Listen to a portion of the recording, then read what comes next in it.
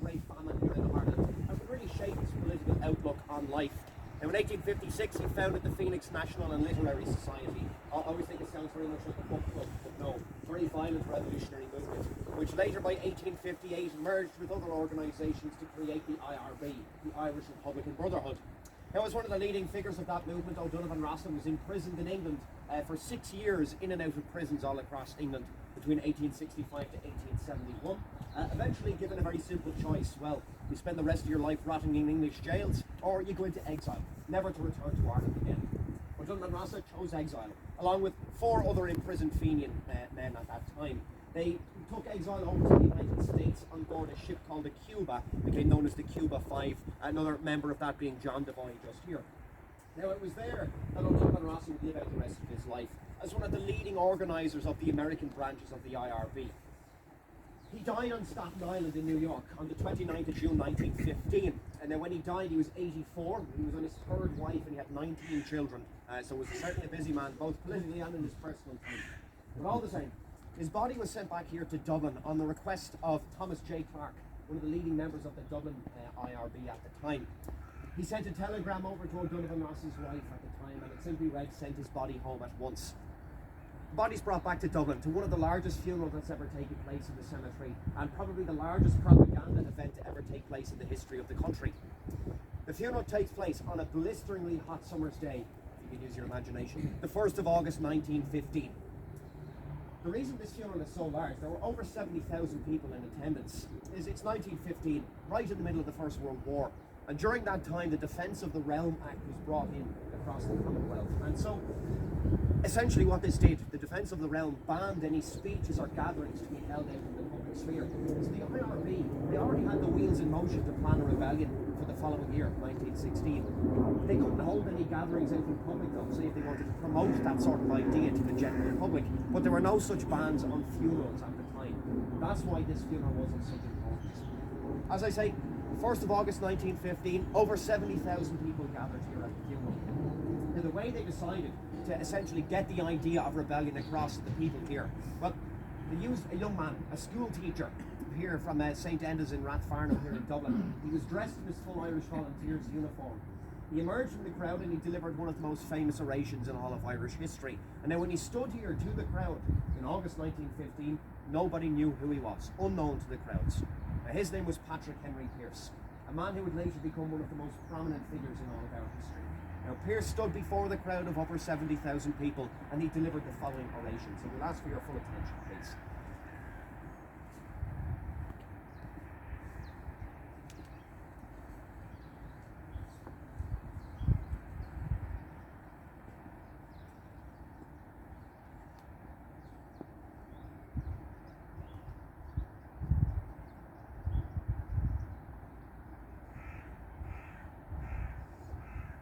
It has seemed right, before we turn away from this place where we have laid the mortal remains of O'Donovan Rossa, that one amongst us should, in the name of all, speak the praise of that valiant man and endeavour to formulate the thought and the hope that is in us as we stand around his grave.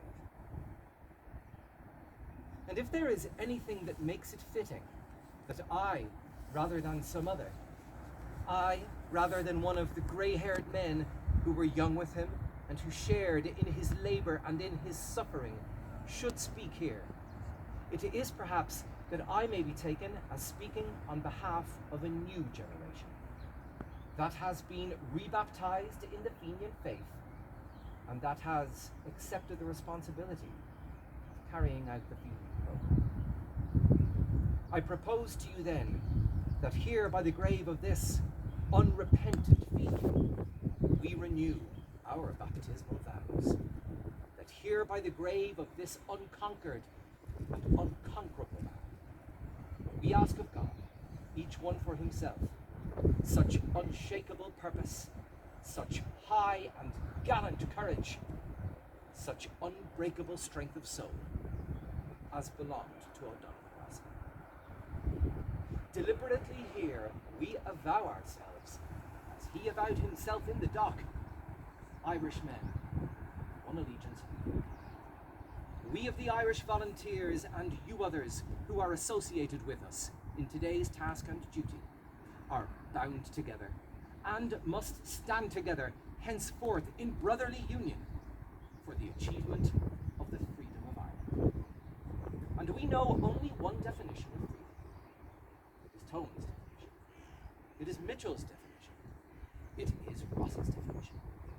Let no man blaspheme the cause that the dead generations of Ireland served by giving it any other name and definition than their name and their definition.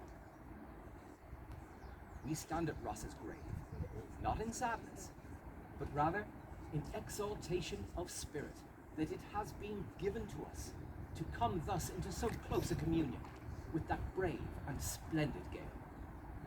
Splendid and holy causes are served by men who are themselves splendid and holy.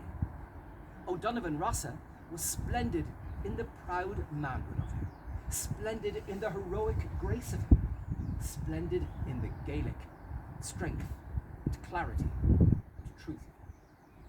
And all that splendor and pride and strength was compatible with a humility and a simplicity of devotion to Ireland, to all that is olden and beautiful and Gaelic in Ireland, the holiness and simplicity of patriotism of a Michael O'Clery or of an Owen O'Brownie. The clear, true eyes of this man, almost alone in his day, visioned Ireland as we of today would surely have. Not free merely, but Gaelic as well. Not Gaelic merely, but free as well.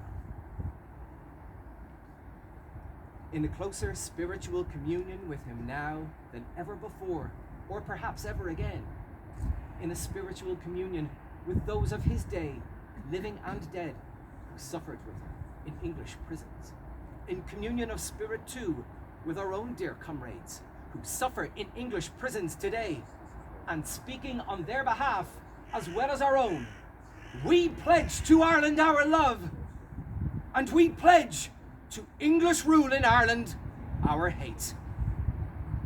This is a place of peace, sacred to the dead, where men should speak with all charity and with all restraint. But I hold it a Christian thing, as O'Donovan Rossa held it, to hate evil, to hate untruth, to hate oppression, and hating them, to strive to overthrow them. Our foes are strong and wise and wary, but strong and wise and wary as they are, they cannot undo the miracles of God, who ripens in the hearts of young men the seed sown by the young men of a former generation. And the seed sown by the young men of 65 and 67 are coming to their miraculous ripening today. Rulers and defenders of realms had need be wary if they should guard against such processes. Life springs from death, and from the graves of patriot men and women spring living nations. The defenders of this realm have worked well, in secret and in the open. They think that they have pacified Ireland. They think that they have purchased half of us and intimidated the other half. They think that they have foreseen everything. Think that they have provided against everything. But the fools, they have left us our fenian dead. And while Ireland holds these graves, Ireland, unfree, shall never be at peace.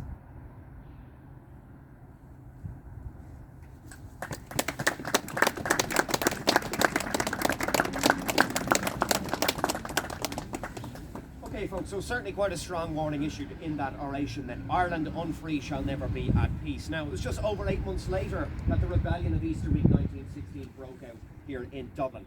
And 9 months and 2 days after delivering that oration in Glasnevin, Pearce himself would be executed in the Stonebreakers Yard of Kilmainham Jail. So, going from being a relative nobody here at this funeral to becoming one of the most celebrated figures in all of our history in the space of just 9 months. See, with all of its origins tracing back to this funeral here in Glasnevin. Certainly quite something to think about. Now, what we're going to do for those of you that are on my 2:30 tour, we're going to continue on around this way here, and those of you that are not, well, I'll say farewell. But if you'd like to just follow me up this way, and we'll continue on.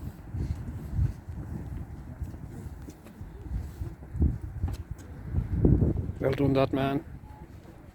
I was only listening to that speech on the way over in the car, narrated by Micheál MacLiamore, from an album that was released in 1959 called Great Republican Speeches, and thankfully was turned into a CD, which I managed to get. Only one available on Amazon. Good afternoon, good luck, and God bless.